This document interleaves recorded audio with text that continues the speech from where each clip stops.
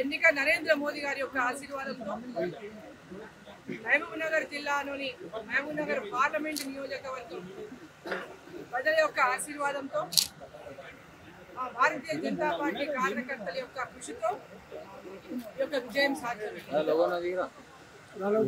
నరేంద్ర మోదీ గారు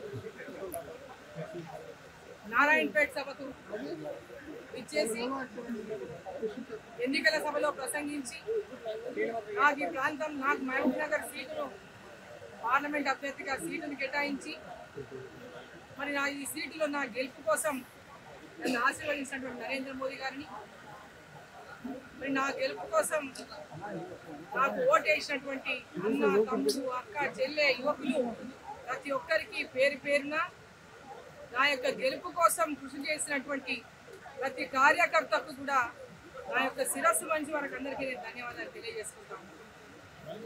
ఈరోజు ఎందరో ఈ యొక్క ఎన్నికల్లో ఈకే అరుణమ్మను ఓడగొట్టాలని ప్రయత్నం చేసిన ముఖ్యమంత్రి గారు స్వయాన ఆయన నిలబడ్డేటే ఇక్కడ 11 సార్లు ఈ నియోజకవర్గంలో ప్రచారానికి వచ్చి అనేక రకాలుగా మహబూబ్నగర్ ప్రజలను బెదిరించినటువంటి ప్రయత్నం చేసి ఈ సీటు ఓడిపోతే రేవంత్ రెడ్డి ఓడిపోయినట్టు, ఈ సీటు ఓడిపోతే నా ముఖ్యమంత్రి పదవికి గౌరవం ఉండదు, నేను ఈ సీటు ఓడిపోతే నాకు గౌరవం లేనట్టే, నేను ఈ సీటు ఓడిపోతే నా కుర్చీ కూడా ఉండదో అనేటటువంటి అనుమానాన్ని వ్యక్తం చేస్తూ ఆయన పెద్ద ఎత్తున సభలో ప్రసంగించారు. ఈ సీటు ఆయననే పోటీ చేస్తున్నట్టుగా ప్రచారం చేసిండు. నన్ను కనుక ఓడిస్తే ఈ ప్రాంతంలో అభివృద్ధి ఆగిపోతుందని చెప్పి బెదిరించింది. ఆయన కనుక గెలిపించకుంటే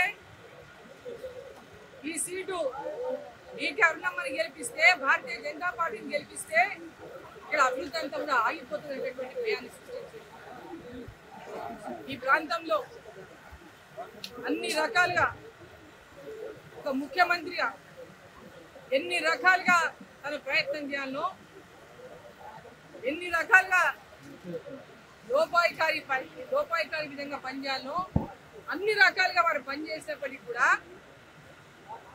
నరేంద్ర మోదీ గారి యొక్క నాయకత్వం కావాలని ఈ ప్రాంత ప్రజలు కోరుతున్నారు. నరేంద్ర మోదీ గారు ప్రధానమంత్రి కావాలని కోరుతున్నారు. వారి నాయకత్వంలో ఇక్కడ మా ఎంపీగా డీకే అరుణమ్మ ఉండాలని ప్రజలు కోరుతున్నారు. ఈ ప్రాంతం అభివృద్ధి కావాలని కోరుతున్నారు. ఈరోజు వారి యొక్క ఆశీర్వాదం మేరకే ఇవాళ విజయం సాధ్యమైందని చెప్పి సందర్భంగా నేను తెలియజేస్తా ఉన్నాను. ఎన్ని రకాలుగా వీళ్ళు కుట్రలు పనినా, ఎన్ని రకాలుగా అందరికీ ఫోన్లు చేసి భయపడిచ్చినా, ఎన్ని రకాలుగా కులాన్ని ఉపయోగించుకొని కూడా